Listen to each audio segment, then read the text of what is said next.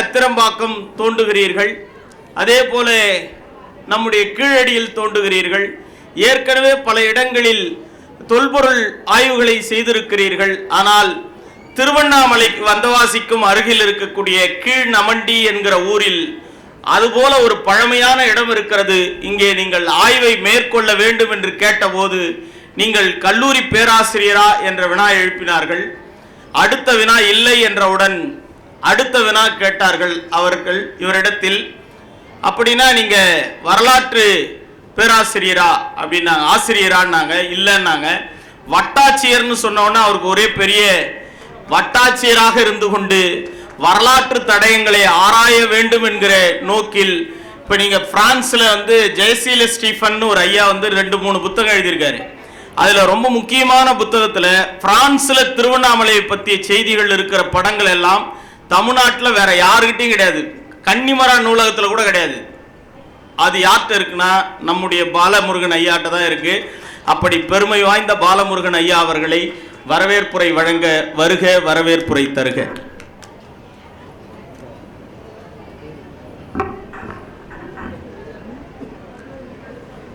திருவண்ணாமலை புத்தக திருவிழா 3வது ஆண்டாக திருவண்ணாமலையில் இப்போது நடைபெற்றுக் கொண்டிருக்கிறது. முதல் 2 ஆண்டுகள் நமது bypass road, Gandhinagar bypass road மைதானத்திலும், 3வது ஆண்டாக இந்த ஈசான்ய மைதானத்திலும் இப்போது நடைபெற்றுக் கொண்டிருக்கிறது. இந்த மாபெரும் விழா பல்வேறு அலுவலர்கள், பல்வேறு ஆர்வலர்கள், இலக்கிய அன்பர்கள் அனைவரோடு ஒத்துழைப்போடு இந்த 3வது நாளை நாம் நெருங்கி வந்திருக்கிறோம். இந்த 3ஆம் நாள் நிகழ்வில் நமக்கு முக்கியமான ஒரு நாள் இந்த ஞாயிற்றுக்கிழமை. இன்று இருபெரும் ஆளுமைகள் இப்போது சொற்பொழிவு ஆற்ற உள்ளார்கள். இந்த நிகழ்வுக்கு தலைமை தாங்கி உரை நிகழ்த்துவதற்காக திரு எஸ் பார்த்திபன் இணைப்பதிவாளர் அவர்கள் வருவதாக இருந்தார். அலுவல் நிமித்தமாக தற்போது காலதாமதமாகி கொண்டு அவருக்கு இந்த மாவட்டத்தின் நிர்வாகத்தின் சார்பாக வருக வருக என வரவேற்கிறேன். சிறப்புரை நல்க உள்ள 2 பேரும் திருவண்ணாமலை மண்ணையை சேர்ந்தவர்கள், உங்களுக்கு பெரிய அறிமுகம் தேவையில்லை. எழுத்தாளர் திரு காதர்ஷா அவர்கள் டிஜிட்டல் யுகத்தில் புத்தகங்களின் முக்கியத்துவம் என்ற தலைப்பில் பேச உள்ளார். அவர்களை மாவட்ட நிர்வாகத்தின் சார்பாக வருக வருக என வரவேற்கிறேன். எழுத்தாளரும் நம் மண்ணின் மைந்தருமான திரு பவா செல்லதுரை அவர்கள் யாம் முன்போம் என்ற தலைப்பில் ஒரு பேருரையும் சிறப்புரையுமாக ஆற்ற உள்ளார். அவரையும் மாவட்ட நிர்வாகத்தின் சார்பாகவும் புகழின் சார்பாகவும் வருக வருக என வரவேற்கிறோம். நன்றுரை ஆட்டவுள்ள திரு பரமேஸ்வரன் அவர்களையும் வருக வருக என வரவேற்பதோடு இந்த அரங்கிற்கு வருகை தந்து கொண்டிருக்கக்கூடிய திருவண்ணாமலையை சார்ந்த பல்வேறு அமைப்புகளை சேர்ந்தவர்களும், இலக்கிய ஆர்வலர்களும், பொதுமக்களும், வாசகர்களும் இந்த மாவட்டத்தின் நிர்வாகத்தின் சார்பாக வருக வருக என வரவேற்கிறேன். நன்றி.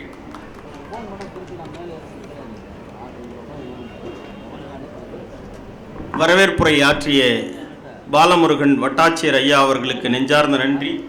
இன்றைய தலைமையினை அவர் வருகின்ற வரையில் பொறுப்பேற்று இருக்கக்கூடிய அக்கா வள்ளி அவர்கள் நேரடியாக சிறப்புரைக்கும் அவர்களை அழையுங்கள் என்று சொல்லியிருக்கிற காரணத்தினால் இப்பொழுது நம்முடைய காதர்ஷா ஐயா அவர்களை குறித்தான அறிமுகத்தை நம்முடைய பச்சையப்பன் ஐயா அவர்கள் ஆற்றுகிறார்கள்.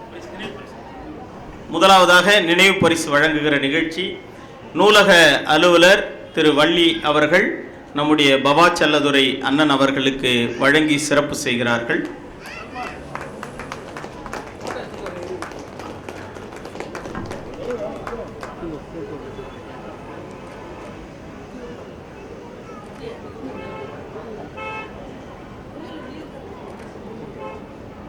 திருவண்ணாமலை தமிழ்ச்சங்க பொதுச் செயலாளர் காதர்ஷா ஐயா அவர்களுக்கு நினைவு பரிசு நம்முடைய வட்டாட்சியர் பாலமுருகன் ஐயா அவர்கள் வழங்கி சிறப்பு செய்கிறார்கள்.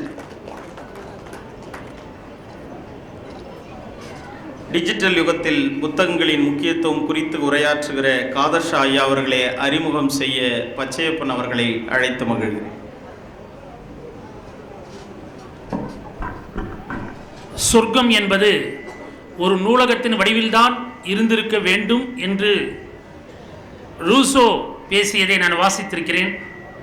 புத்தகங்கள், அவற்றினுடைய பக்கங்கள் ஒவ்வொரு கணமும் வாசகனுக்காக காத்திருக்கின்றன. இது போன்ற உரைகள் எல்லாம் அந்த வாசிப்பை நோக்கி நமக்கு ஈர்க்கும் என்ற நம்பிக்கையில் தான் மாவட்ட நிர்வாகம் ஏற்பாடு செய்துள்ளது.